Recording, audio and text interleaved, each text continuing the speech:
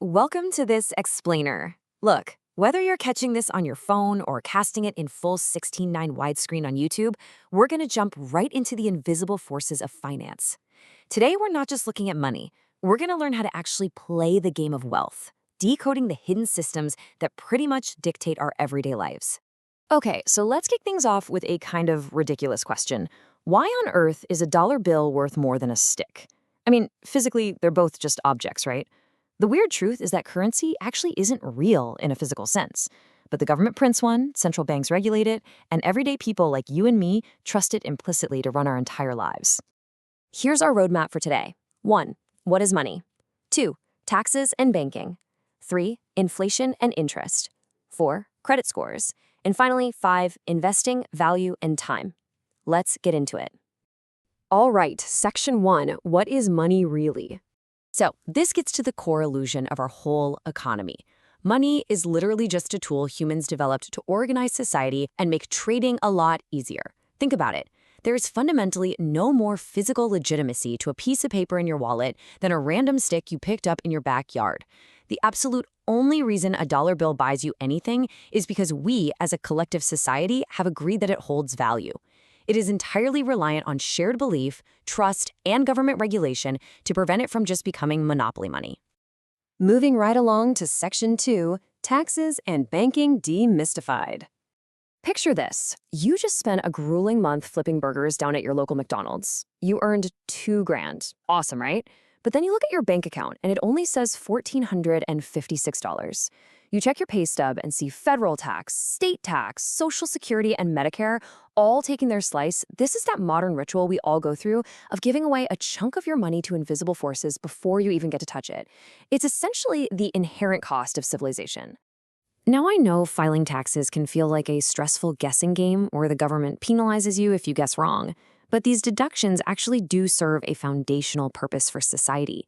Income, sales, and capital gains taxes, they're funding the roads we drive on, schools, and safety nets. Social Security acts like this massive pool of forced retirement savings, while Medicare helps the elderly and sick. Countries that utilize higher tax rates generally leverage those exact funds to create a structurally higher quality of life all around, ensuring a baseline of stability. Okay, let's talk about banks.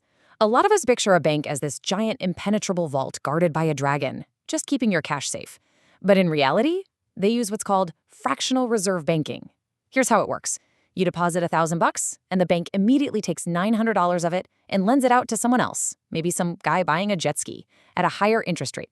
They only keep a tiny fraction of your money on hand, acting purely as a highly profitable matchmaker for financial transactions. Now, hearing that your bank is lending your money out to jet ski enthusiasts might sound kind of sketchy, but you don't need to panic about your paycheck disappearing. The U.S. government actually steps in as the ultimate backstop here. They guarantee your deposits up to $250,000 per person through FDIC insurance. This essentially means that even if everyone lined up to withdraw their money at exactly the same time and the whole banking system started to wobble, your cash is still way safer sitting in that bank than stuffed inside a dusty shoebox in your closet. Which brings us to Section 3, Inflation, Recessions, and Interest. So interest is basically money's way of charging rent for hanging out in someone else's hands. Simple interest is just that, simple. It's a straightforward, flat fee. But compound interest, oh man, that is a silent engine. With compound interest, every dollar you have creates clones of itself, and then those clones also start charging rent. It is literally a cheat code built into the financial system that constantly duplicates your money over time. But, and this is a big but, compound interest works both ways.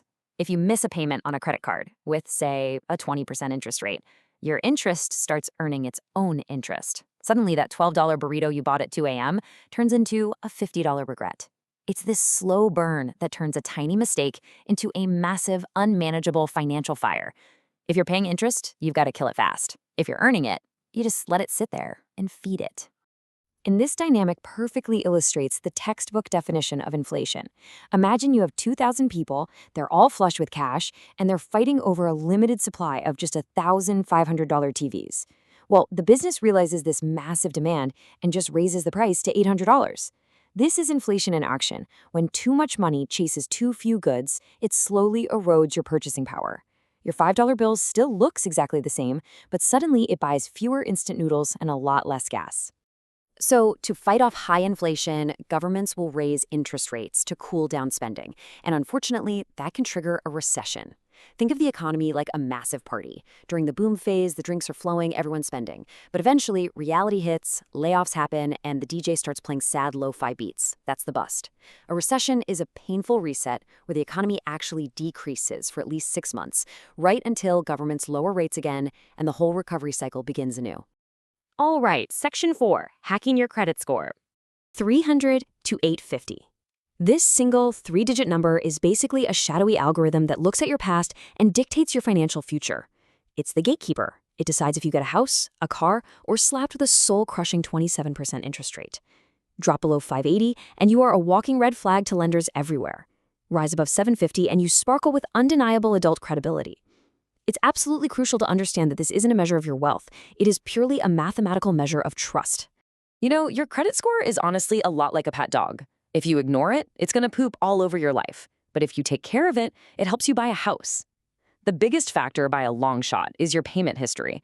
You can have zero debt and still have a trash score, simply because you have no established track record. The game might seem completely rigged against you, but by understanding these specific factors, you can rig the game right back in your favor, simply by paying things on time. Finally, let's head into Section 5, Investing, Value, and Time. If you really want to combat inflation, you've got to stop trading your time for money and start trading your money for more money. And you do that by buying assets. You can buy stocks, which are literally tiny ownership slices of real-world companies. You can buy bonds, which are loans you make to governments. You can buy funds for instant diversification, or real estate. Listen, investing isn't about getting lucky with a lottery ticket. It's about being early, being highly diversified, and being incredibly patient. Now, understanding the concept of value is absolutely crucial to all this. I mean, think about it. Why is a shiny yellow rock, gold, worth so much more than some average gray rock you'd kick around in your driveway? Simple. It's rarer, and we humans collectively perceive it to be valuable. This exact psychology is how Steve Jobs or luxury brands like Gucci make millions. If you can create or own something that society perceives as highly valuable, people will gladly trade large amounts of their money for it. Now, I know what you're thinking. Yes, investing naturally comes with risks.